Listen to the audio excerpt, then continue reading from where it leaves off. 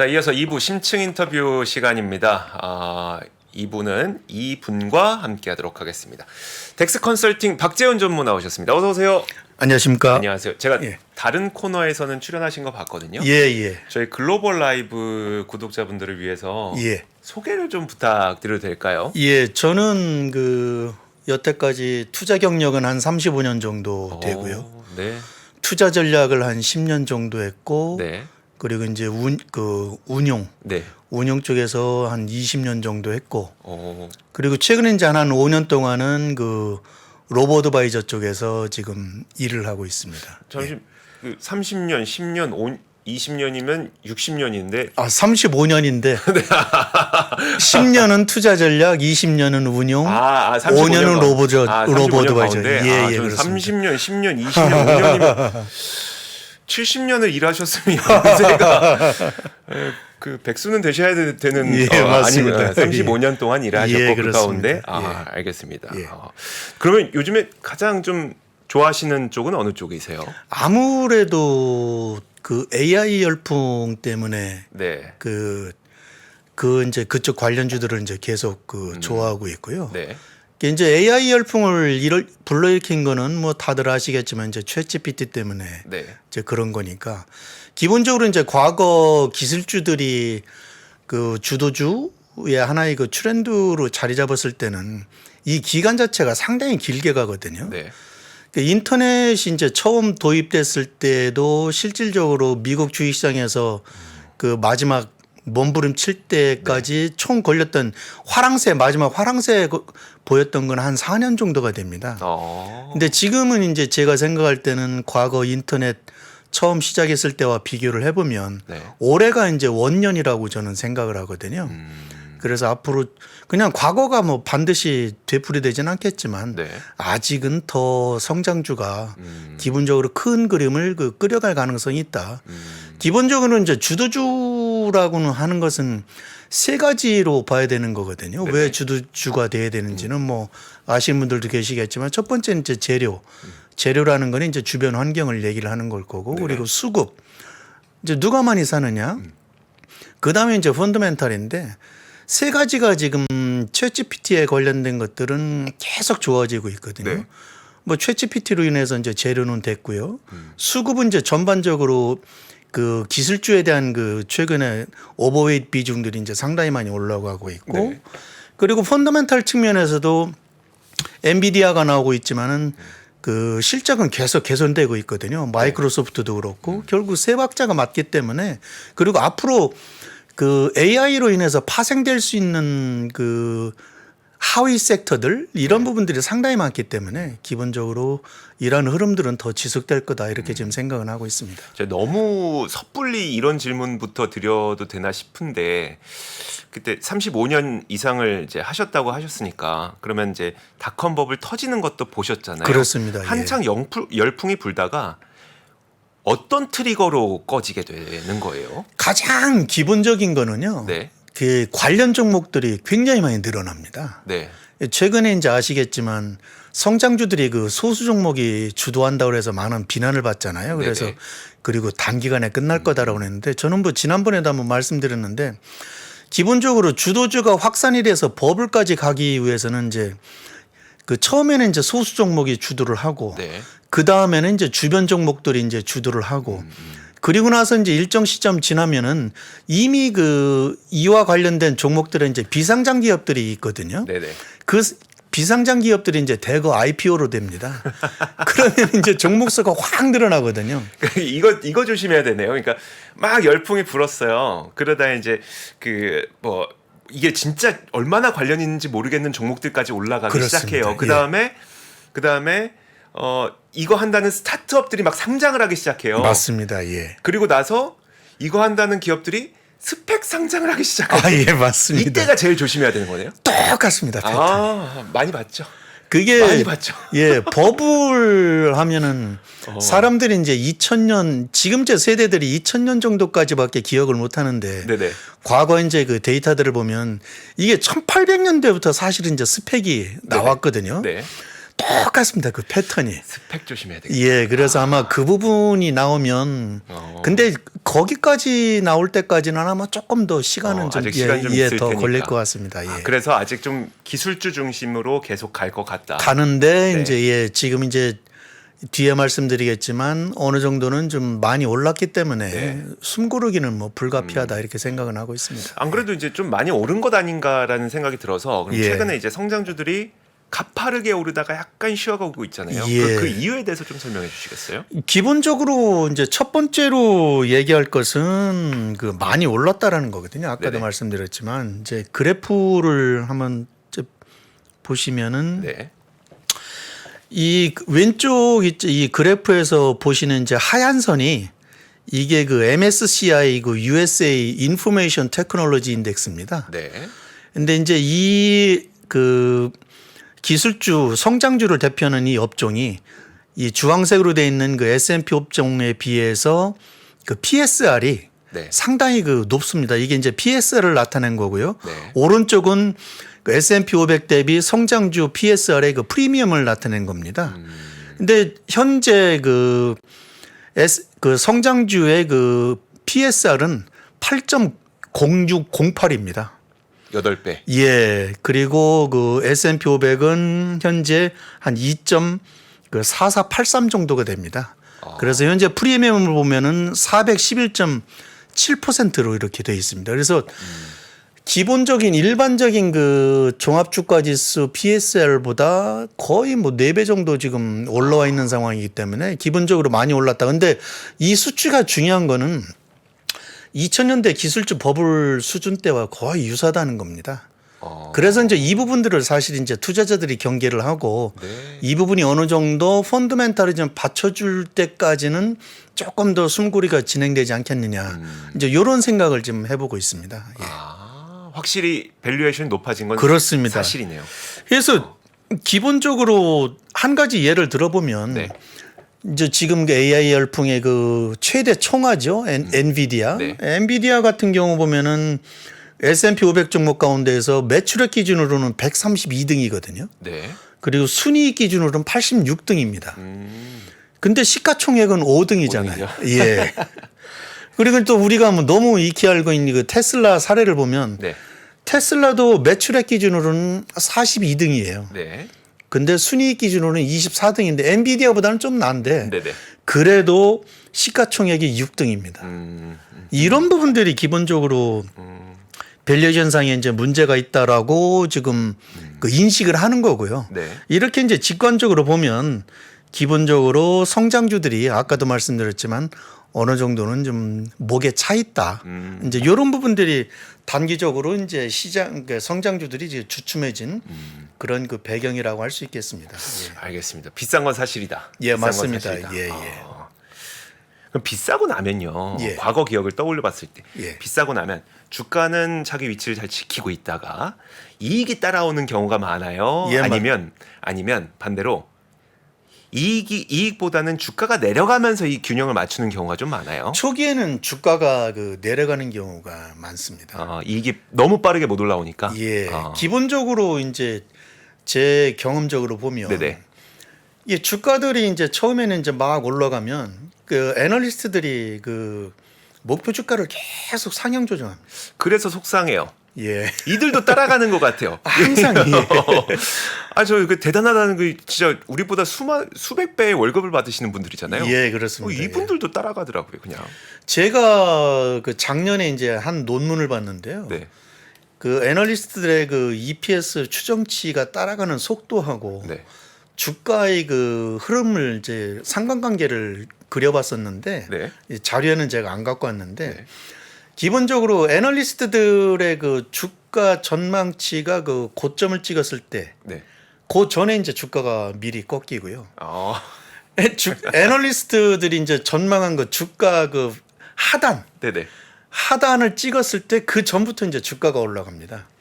근데 이해는 하는데 네네. 왜냐하면 이제 어차피 애널리스트들은 그 펀더멘탈 이제 수치를 가지고 분석을 하기 때문에 네. 후행이 있는 건 사실인데 그럼에도 불구하고 이 지표만 놓고 보더라도 기본적으로 투자자분들이 이 지표가 어느 정도 단기적으로 목에 차 있네 하는 거는 목표 주가 상향 조정 추이를 보면 됩니다.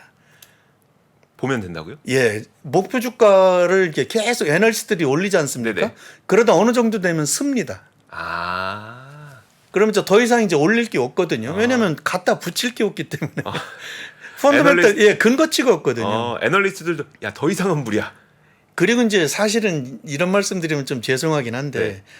그 피어 그룹들이 있지 않습니까? 네네. 이게 눈치도 사실 봅니다. 내가 너무 많이 올렸나? 이제 이런. 아, 그렇죠. 예, 예. 아니 하긴 자동차 커버하면서 뭐 포드도 할 거고 그렇습니다. GM도 할 텐데 맞습니다. 예. 테슬라만 올리면 안 되잖아요. 맞습니다. 아, 예, 그런 예. 것도 있고. 예, 예, 알겠습니다. 예. 그러면 이제 성장주가 그 잠시 쉰다고 하더라도 결국은 간다는 말씀을 좀 하고 싶어 하시는 것 같긴 한데. 그렇죠. 예, 예.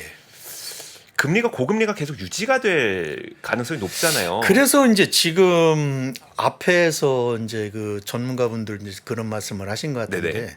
최근에 이제 성장주가 또 주춤한 원인 중에 하나는 이게 6월 달에 금리를 동결했는데 7월 달에 올리는 거 아니야? 이제 이런 의구심을 갖게 되거든요. 왜냐하면 이제 파월 의장도 그렇고 연준 관계자들도 이제 그런 얘기를 했었고 그리고 실제 지금 나오고 있는 경제 지표들이 너무 견고하지 않습니까? 네네. 소비 지출도 상당히 왕성하고 그렇기 때문에 이제 금리가 한 번 더 올라가면 네. 기본적으로 할인율이 이제 다시 또 높아지는 거니까 성장주가 꺾일 것이다 이제 이런 의구심도 사실상 반영이 된 거거든요. 네.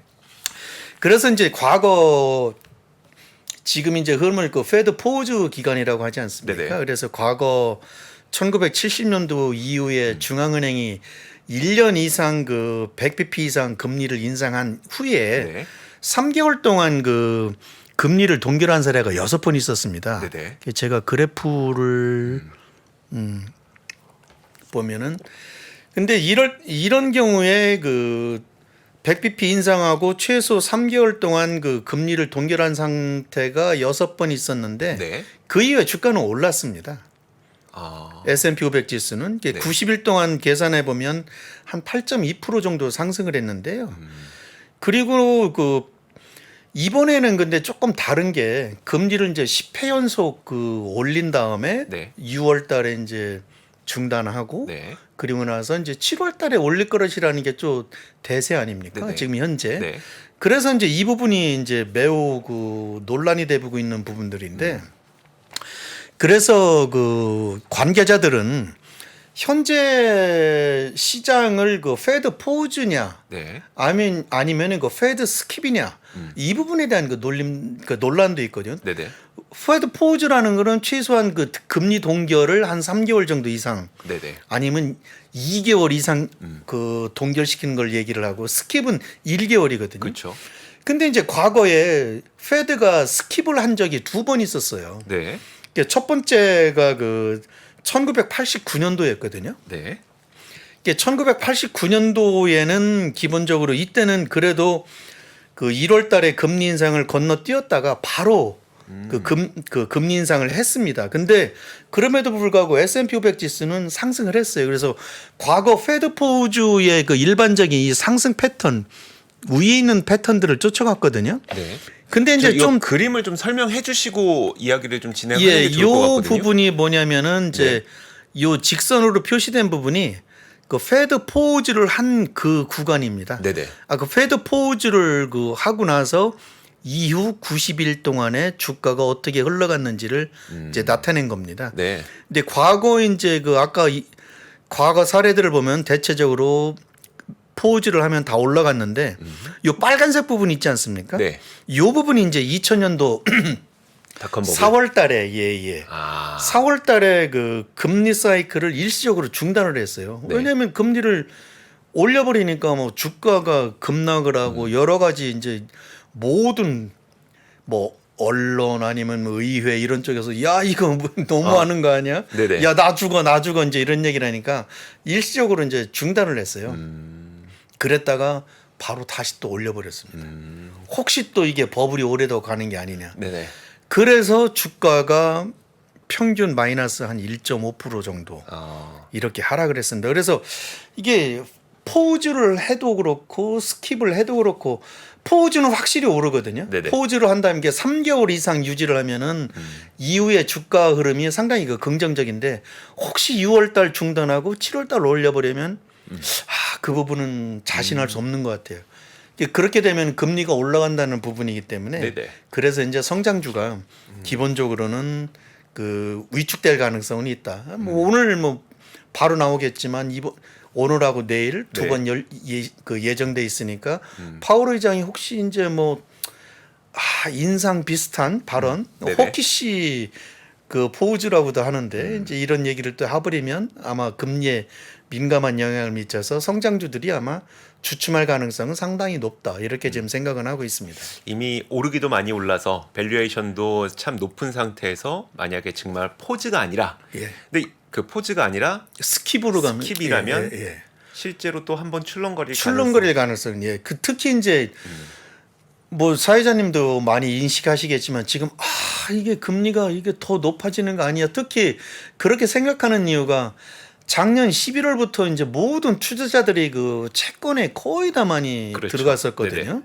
근데 채권에 들어갔는데 실질적으로 4월 달부터 채권 금리가 바닥을 찍고 올라가기 시작을 했어요. 네네.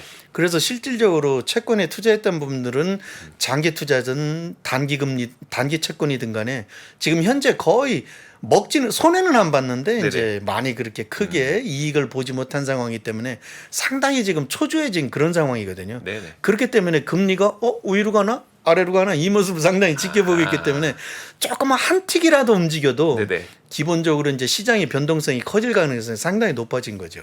알겠습니다. 어쨌든 이제 장기 트렌드 그리고 메가 트렌드는 기술과 그리고 AI는 맞지만 좀 흔들릴 가능성이 있다. 그러면 예, 여기에서는 그렇습니다. 우리가 어디를 좀 봐야 되는 거예요? 그래서 이제 그 주목해야 될 부분은 이 표를 한번 보시겠습니까? 네. 이 표는 제가 이제 아까 그 그래프 나타낸 거를 그 표로 이제 표시한 건데요. 페드 포즈 한 이후에 다음번 이제 그 금리를 인상을 하거나 아니면 금리 인하기까지 네. 그때까지의 그 대체적인 S&P 500 지수부터 시작을 해가지고 몇 가지 이제 지표들의 그 상승 흐름을 그 나타낸 건데요. 가장 큰 거는 아까도 말씀드렸지만 S&P 지수는 하여간 올랐다. 네네. 올랐는데 그 중에서 뭐가 가장 많이 올랐냐? 디펜시브 업종이 가장 많이 올랐다라는 겁니다. 경기 방어주. 예, 그렇습니다. 그리고 이제 뭐 경기 순환도 있고 성장주도 안 오른 게 아니에요. 네. 성장주하고 S&P 500 지수하고 거의 비슷한 흐름을 갖지 않습니까? 네. 그럼 성장주는 살아있다는 얘기입니다. 그렇지만 그 가운데 그 살아있지만은 방어주가 더 많이 올랐다.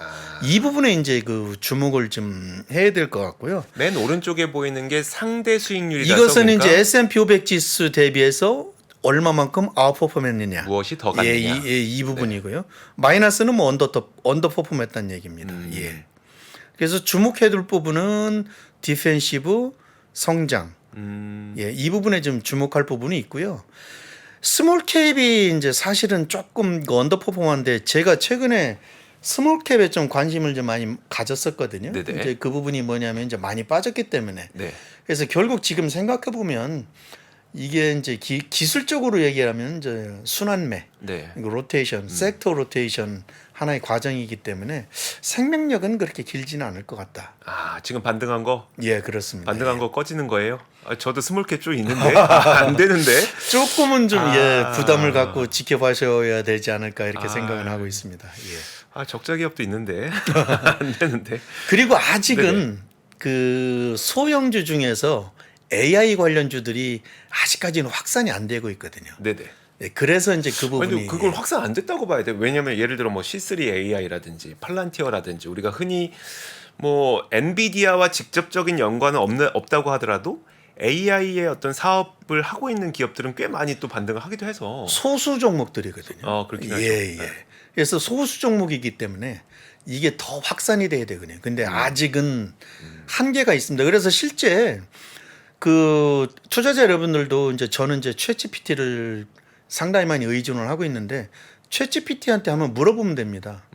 혹시 소형주 중에서 최근에 그 연관된 AI와 관련된 종목들이 있으면 좀 소개를 해줘. 그러면 종목이 별로 안 나옵니다. 그런 거 보면은 아직까지는 많이 확산은 안 됐다. 그리고 주변까지는 아직 안 온 겁니다. 네. 예, 그렇게 생각하시면 될 것 같습니다. 그러면요, 그 지금 이제 잠깐 흔들릴 수 있기 때문에 이런 상황에서는 방어주가 아웃퍼폼을 했더라. 우리는 예. 그렇기 때문에 당분간은 방어주에 좀 집중하는 게 낫다는 그렇습니다. 예, 예. 의도이실 것 같은데 예. 이런 기간은 그럼 평소에 어느 정도 됐었어요? 얼마나 긴 기간을 시간을 제가 이제 특정적으로 지목할 수는 없는데 네네. 이제 일반적으로 주가를 볼 때는 기본적으로 조정에 대해서 이제 두 가지로 보거든요. 네. 그 조정폭. 이게 조정폭이라는 거는 이제 몇 프로 정도 조정을 네네. 받을 거냐. 그리고 이제 조정 기간을 봅니다. 이제 지금 질문하신 대로. 네. 대체적으로 그러면 지금 AI 관련주들이 얼마만큼 올랐느냐. 이 부분을 보면 되거든요. 네. 그럼 아까도 말씀드렸지만 실질적으로 제가 생각할 때는 올 1월 달부터 올라갔다고 봐야 되는데 기본적으로 근데 AI 관련주들이 전체적인 그 시장에 울뚝 이렇게 불뚝 섰을 때는 이게 4월 달이거든요. 네네. 근데 그럼에도 불구하고 1월 달부터 6월 달까지라 본다 하더라도 반년. 5개월이거든요. 네. 5개월에 3분 이게 30% 정도 조정을 받는 게 일반적인 패턴이기 때문에 네. 5개월에 30%면은 한 1.5개월 정도 되지 않겠습니까? 네네.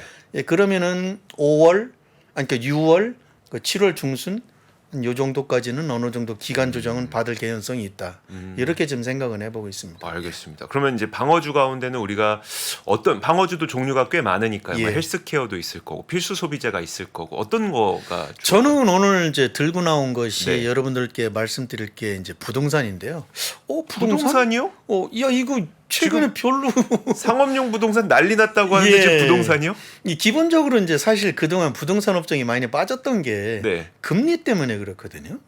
네. 근데 실질적으로 상업용 부동산이고 그러니까 리츠를 보면 알 수 있는데 우리가 이제 기본적으로 보면은 이제 그냥 그 빌딩 뭐 이런 것만 보는데 저희들이 시장에서 접할 수 있는 거는 부동산이라는 거 리츠지 않습니까? 그렇죠. 근데 리츠는 확실한 그 인컴이 보장돼 있는 거기 때문에 네.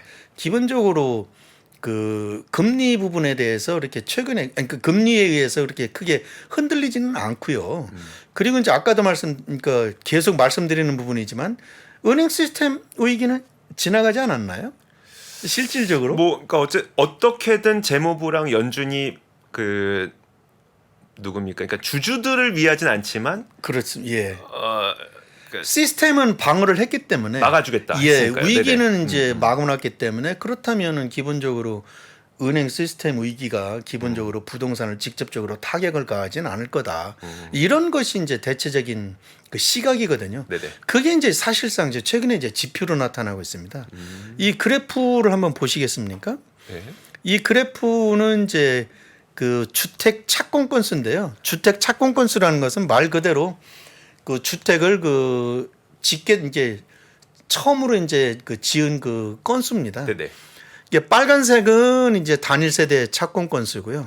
파란색은 이제 다세대 착공 건수입니다. 그래서 이 부분을 보면은 실질적으로 2010년도부터 큰 그림을 보면은 이제 상승 추세인데 올해 1월 달까지 이제 급락을 했죠. 전체적으로 단일 세대만 놓고 보면은. 근데 1월 달부터 실질적으로 착공 건수가 올라오고 있습니다. 네. 특히 이제 5월 달 지표가 상당히 그 주목이 되는데요. 5월 달 지표가 4월 달에 비해서 27.1%나 증가를 했고요. 네. 전년 동월 대비로 해서는 5.7%나 늘어났습니다. 네. 이게 착공 건수가 늘어났다는 것은 기본적으로 주택 경기가 살아나고 있다. 네. 이렇게 지금 보고 있는 거거든요. 근데 이제 전문가들은 고금리인데 네. 그리고 모기지금리인데 비쌀 텐데 왜 주택을 자꾸 짓는 거야? 이렇게 이제 의심을 가질 수 있거든요. 네네.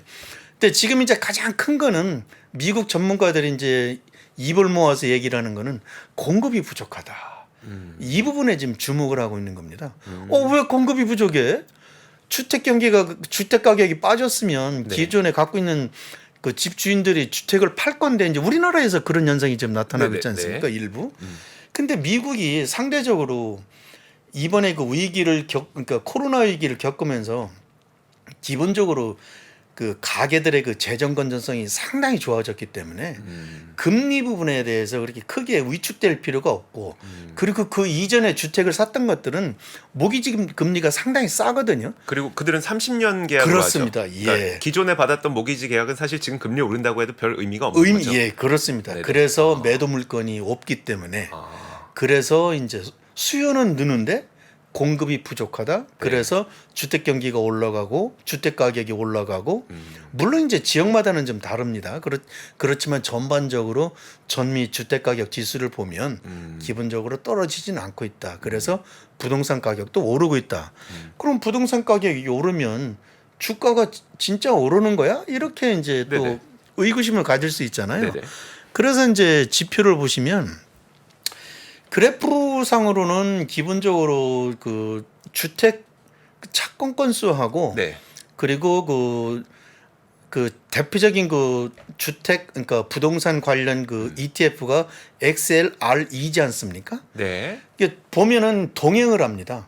근데 이제 일부 구간에서 역행하는 부분이기 때문에 전체적인 큰 그림을 보여주기 위해서 제가 이 표는 상관관계를 가져온 건데요. 네. 이 미국 그 주택 착공 건수하고 XLRE 주가와의 그 상관계수를 보면은 0.83입니다. 거의 비슷해요. 83%란 얘기거든요. 오. 그럼 거의 동행한다는 얘기입니다. 네. 그래서 주택 착공 건수가 개선되고 있다라고 하는 의미는 기본적으로 XLRE 가격이 올라갈 가능성이 있다. 이렇게 지금 볼 수 있을 거고요. 네. 실제 제가 이제 그래프는 가져오지는 않았는데 XLRE ETF의 그 그래프를 보시면 기본적으로 이중 저점이 아마 35불 정도에서 아마 형성이 돼 있을 겁니다. 네네. 그래서 그 이중 저점인데 그 밑에까지 내려면 삼중 바닥이 될 가능성이 있거든요. 그렇게 보면은 오히려 하락보다는 상승 가능성이 상당히 더 높지 않겠냐. 이런 측면에서 보면은 시장이 혹시 이제 조정을 받는다면 네. 다소 의외겠지만 XLRE에 한번 관심을 가져봐도 괜찮겠다. 이렇게 지금 생각을 하고 있습니다. 지금도 많이 올라온 건 아니네요. 그 저점이 예, 거의 한 지금 이제 34달러. 빠지고 있는 상황입니다. 오. 예.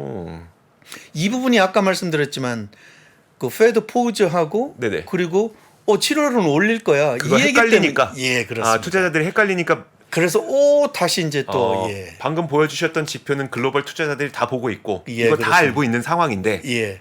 헷갈리네. 어떻게 보면 이제 타이밍을 보고 있다라고 생각되는데 뭐 실질적으로 마켓 타임을 잡는다는 건 상당히 이거 어렵지 않겠습니까? 네네. 근데 전체적인 큰 흐름을 보면 네. 지금 이렇게 그 뭐 소위 얘기하는 저점 매수에 들어가셔도 그렇게 큰 부담은 없을 것 같다. 이렇게 지금 생각은 하고 있습니다. 근데 이 리츠 ETF 그러니까 요거는 이제 섹터 ETF잖아요. 그렇습니다. 섹터 예. ETF에는 그러면 주택용, 상업용 다 포함되어 있는 거네요. 그렇습니다. 예, 예. 여기에는 이제 그 XLRE에는 주택 부분은 13%가 차지합니다. 네. 그러니까 업종 내 지수에서는 그리고 거기에 이제 다른 그 상업용도 들어가 있는데 전체적으로 아까 말씀드렸지만 지금 미국에서 부동산 경기가 꺼져야 되는데 안 꺼진다? 네네. 이런 얘기가 이제 나오고 있는 이유는 아까 말씀드렸지만 이제 그런 이유들이 저변에 깔려 있기 때문에 큰 흐름 자체는 이제 잡혀 있다. 어느 정도 바닥은 다졌다. 이렇게 좀 보고 있는 거죠. 전문님, 근데 혹시요. 그러니까 만약에 이게 괜찮아 보이고 그리고 뭐 이게 그러면은 차라리 주택 착공할 때 실제로 많이 사용하는 뭐 DR 홀튼이라든지 이게 예. 그런 주택 건설 업체들 개별 종목 예. 그래서 이제 최근에 이제 개별 종목을 말씀을 네네. 하셨는데 최근에 이제 그 애널리스트들이 그 각 기업들의 그 EPS 상향 조정한 것들을 보면 네네. 지금 말씀하신 그런 주택 건설 업체들이 EPS가 계속 상향 조정되고 있어요. 그래서 그런 걸 보면은 뭐 말씀하신 대로 개별 종목에 혹시 자신 있으시면 네. 개별 종목에 들어가셔도 그렇게 큰 무리는 없을 것 같다. 제가 이제 이 데이터를 안 가져왔는데 아마 그 찾아보시면 아마 있을 겁니다. 그래서 최근에 데이터를 보면 그 팩셋 데이터를 보셔도 되고 네. 아니면 그 구글에서 이제 검색을 하셔도 네. 그 최근에 이제 그 국내 미래에셋 증권에서 보고서 나온 게 있는데요. 네. ETF 동향에 어. 거기에 보면은 이제 그 아마 뒷페이지 보면 그 주택 건설업체들의 그 EPS 상향 그 트렌드가 네네. 그래프로 이렇게 나와 있습니다. 아마 그걸 보시면 참조하셔도 될 것 같습니다. 사실 이제 뭐 하반기에 경기 침체가 5내 만에 이게 뭐 침체가 내년 초에 5내 만에 이래갖고 사실 저는 경기 민감주는 약간 좀 피해야 되지 않을까라는 생각을 하긴 했었거든요. 근데 되게 맞습니다. 특이하네요. 예. 그러니까 분명 방어주를 보라고 하셔서 부동산 리츠를 보긴 했는데 근데 보다 보니까 어쨌든 주택 착공과 연결되어 있기 때문에 주택 건설업체들도 영향이 있는 거고 근데 주택 건설업체들은 경기 민감주잖아요. 예, 그렇습니다. 예. 희한한 꼴이네요. 그래서 지금 이제 저도 굉장히 좀 의아하게 생각하는 부분이 그 소비 내구재가 아까 네네. 그 제가 혹시 이 그래프를 제가 한번 중간에 안 본 게 하나 있는데. 예. 네.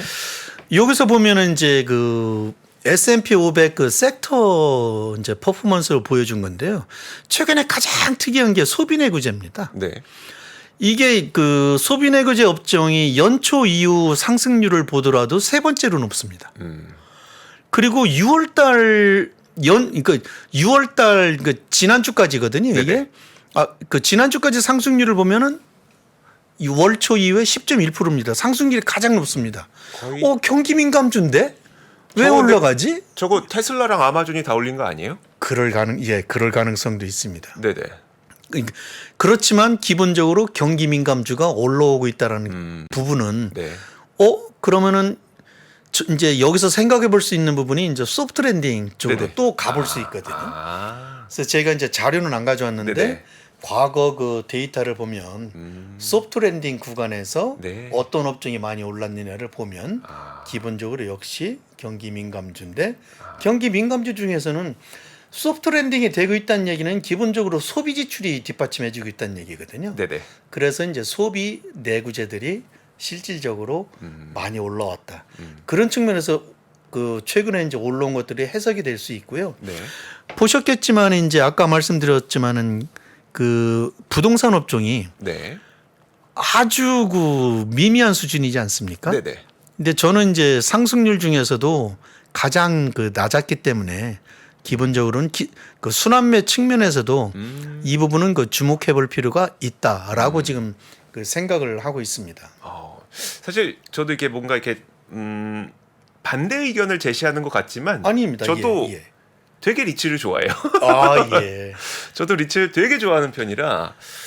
그리고 오늘 그 네. 또 뭐 그 오비 일학인데 네. 그 엑셀 알리가 네. 오늘 그 배당을 발표했습니다. 아. 예, 이제 그 매번 그 분기별로 이렇게 그 배당을 하는데 네네. 오늘 0.35였나? 제가 지금 정확히 기억은 안 나는데 하여간 어쨌든 오늘 네, 네. 배당을 발표했는데 수익률이 어느 정도 돼요? 배당 근데 수익률? 이제 배당 수익률이 지금 현재까지 놓고 보면은 한 3.2% 정도 됩니다. 아유 좋은 거죠. 근데 아직은 네. 시장보다는 좀 낮거든요.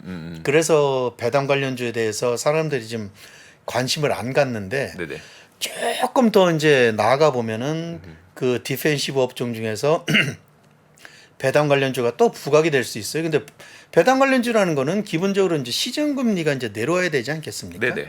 그래서 결국은 모든 게 페드가 어떤 그 금리 정책을 결정하느냐 네네. 이거에 따라서 아마 배당 관련주들도 최근에 이제 많이 소외됐기 때문에 올라올 개연성은 좀 있다고 생각은 하고 있습니다. 그래서 실제 네. 일부 즉 전문가들은 이제 그 자산 배분하는 전문가들은 배당 관련주들을 다시 이제 조금씩 눈여겨보는 그런 흐름들도 볼 수 있습니다.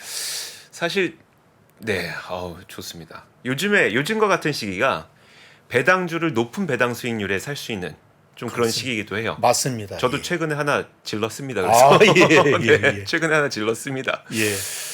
뭐 저는 뭐 정확한 배당주는 아니지만 뭐 사담으로 말씀드리면 예. 제가 그 얼마 전에 나이키를 제가 되게 좋아하는데 예. 일단 뭐 지금도 나이키 신발 신고 있으니까 근데 그게 보면은 나이키가 뭐 우리가 뭐 전통적인 배당주로 보기는 어렵긴 해요. 근데 나이키는 배당 성장을 지난 30년 동안인가 한 번도 예. 멈춘 적이 없었거든요. 완전히 아리스토크래시네요.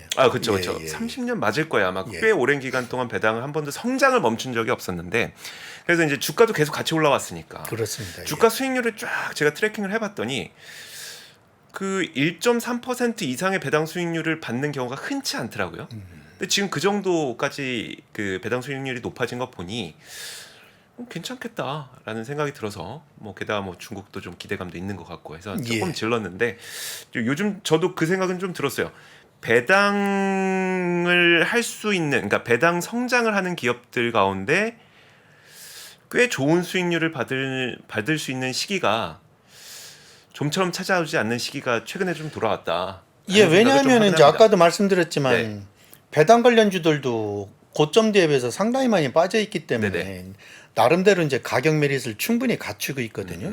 그리고 이제 제가 지금 굉장히 기대하고 있는 게 개인적으로는 네네.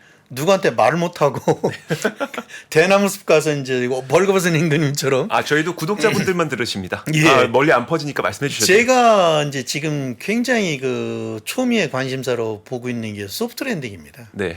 실질적으로 이제 과거 데이터들을 보면은 소프트랜딩이 3번, 4번 정도 있다고 그러는데 이게 퍼펙트한 소프트랜딩이 온 거는 딱 한 번이거든요. 네.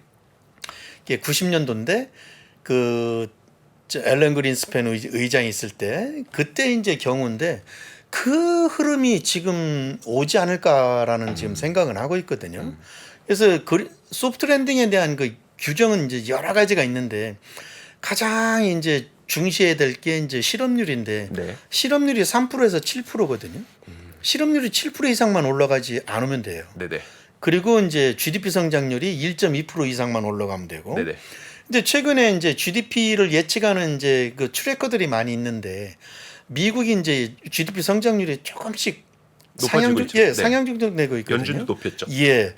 그러면 기본적으로 연준에서 고민하고 있는 부분들도 바로 이런 거 아닌가. 경제가 의외로 소프트랜딩할 개연성이 높은 상황에서 자칫 우리가 금리를 그 동결한다는 그 인하를 한다는 인식을 주게 되면 다시 소비 지출이 이제 또 늘어나서 인플레를 한번 더 이게 칠 가능성이 있기 때문에 그걸 이제 그 미국 전문가들은 이제 폭 더 홀이라고 하는데 네네. 그 구멍을 이제 폭 찌른 거거든요. 그럼 팍 퍼지지 않습니까? 네네. 그러면 이제 그 문제가 생길 수 있으니까 이런 상황을 그 파월 의장을 비롯한 많은 그 매파적인 그 관료들이 상당히 많이 중시를 하고 있는데 네네. 저는 개인적으로는 상당히 그 파월 의장이 잘하고 있다라고 생각을 하고 있고요. 네. 파월 의장이 특히 이제 소프트랜딩을 그 유지하기 위해서 커뮤니케이션을 상당히 그 잘하고 있다. 그래서 아마 아까도 말씀드렸지만 이번 주 이제 2번의 그 의회 연설에서 어떤 식으로 그 코멘트가 나갈지는 모르겠는데 네네. 기본적으로 저는 이제 소프트랜딩이 다시 한번 지금 한 30년 만에 다시 한번 나타날 수 있는 기회가 온 것 같다라는 생각을 하고 있고요. 그렇게 되면은 미국의 풍부한 그 유동성을 바탕으로 해서 주식시장은 어쩌면 우리가 생각하지 못하는 그런 그 빅사이클이 다시 한번 그 시작되지 않을까. 네. 저는 이제 조심스럽게 지금 그렇게 보고 있습니다. 알겠습니다. 알겠습니다. 자, 오늘 꽤 긴 시간 동안 덱스 컨설팅 박재훈 전무와 함께 운용도 하셨고 전략도 짜셨고 예. 하니까 그분에게 좀 심도 깊은 이야기를 들어봤습니다. 고맙습니다. 예, 감사합니다. 장 시작 전부터 종료까지 쏟아지는 수많은 뉴스와 정보들. 이 중에서 어떤 것이 투자에 정말 도움이 되는 정보일까요? 3프로의 증시 셔터맨 박근영 마스터가 직접 정보를 선별하고 투자의 힌트를 드립니다. 시간도 아끼고 투자 아이디어도 얻는 시간, 박근영 부장의 마켓 힌트와 함께 하세요. 자세한 사항은 3프로 TV 앱과 홈페이지를 확인하세요.